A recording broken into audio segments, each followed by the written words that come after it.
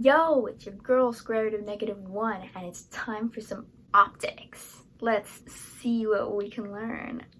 In the last video we talked about waves, mostly the pressure waves that form sound. Light is an electromagnetic wave. While sound needs a substance to travel through, light can travel through a vacuum. As the name might suggest, electromagnetic waves have an electric field and a magnetic field as components, both varying sinusoidally over time and space.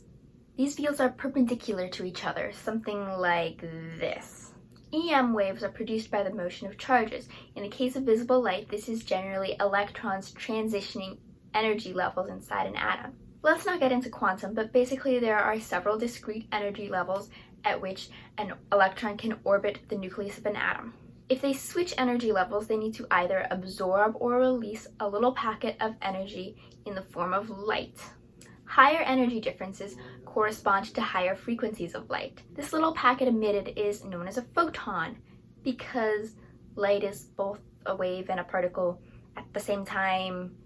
Yeah, weird. In any case, visible light comes from energy transitions in the range that produce frequencies between 400 and 800 terahertz, or equivalently wavelengths between 350 and 750 nanometers. Now let's look at light as a ray, the direction in which a wave is traveling. Light rays follow specific paths as they encounter different media, but there are a few universal constants we can start with. Number 1, the speed of light is constant. And 2, nothing can exceed the speed of light. So actually, these are both kind of wrong. No, I'm not contradicting my boy Einstein, and there are just a few words we need to add to clarify. And those words are in a vacuum. Light actually travels at different speeds through different media, and in some media, particles can travel faster than light, although they can never exceed c, which is the speed of light in a vacuum. We describe this variation in the speed at which light travels as n, the index of refraction. N is 1 in a vacuum, and it's greater than 1 for other media. Why is it called the index of refraction? Well, because when light passes between two different media at two different indices of refraction, it refracts. Specifically, we use this equation known as Snell's law, or as my classmates used to call it, Schnell's law. The index of refraction before the boundary times the sine of the angle of incidence is equal to the index of refraction after the boundary times the sine of the angle of refraction. Both angles are measured from normal, so a ray hitting the surface at 90 degrees won't be refracted at all. Your eyes utilize refraction to create an image using an optical device known as a lens. Specifically, the lens in your eye is a biconvex lens, meaning both sides are convex, which makes it a converging lens. Converging lenses take light from far, far, far away and refract it all down to the one same point. This works because light rays from a very distant object are effectively parallel. Then rays that hit the lens perpendicularly go straight through, slightly higher ones refract downward and slightly lower ones refract upward, such that they all meet at the same point. This creates a real image. It's real because the light rays actually meet at this point rather than just seeming to in a virtual image, which we'll go to momentarily.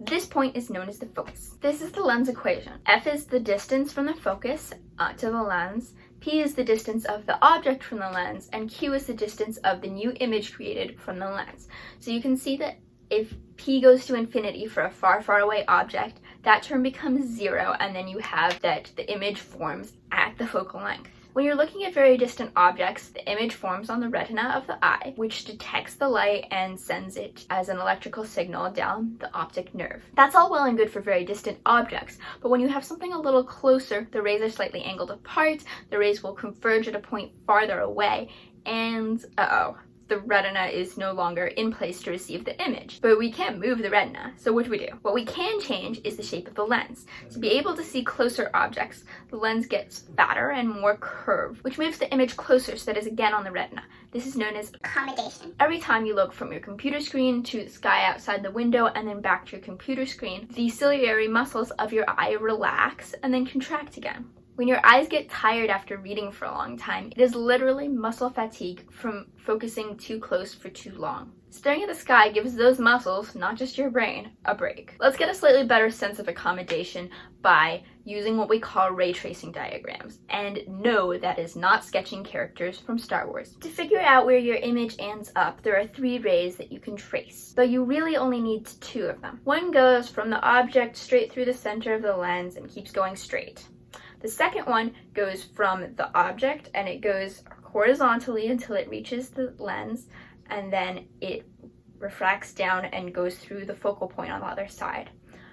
The last one goes through the focal point on the near side, hits the lens, refracts, and goes horizontally. All three of these lines will converge at the same point, which is where the image is. You'll notice that this image is upside down from your original image. If the object is closer, it converges farther away, but by changing the focal length, you can bring it back.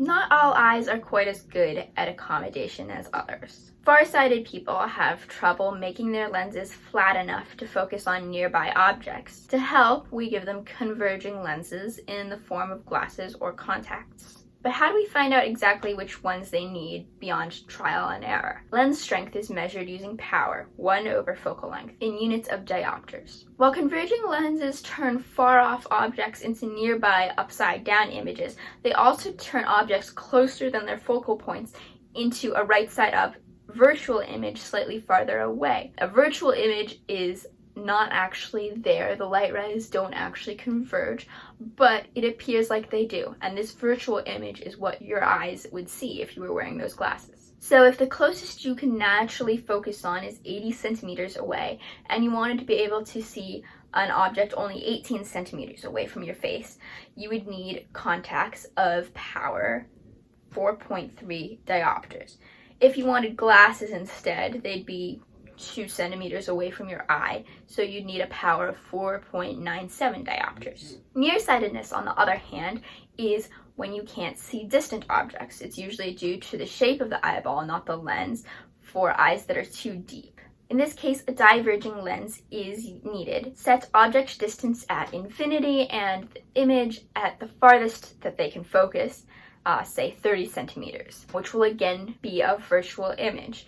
Then you get a power of negative 3.33 diopters. The negative because it's diverging. There are also ways of directly modifying the eye to correct for any of these three conditions. The lens may be the controller of focus, but the cornea of the eye is what actually does the most refracting. You can see from the refractive indices that the largest jump is from air to the cornea, and after that, they're all pretty similar. Hence, some vision corrective techniques reshape the cornea, the most popular being LASIK.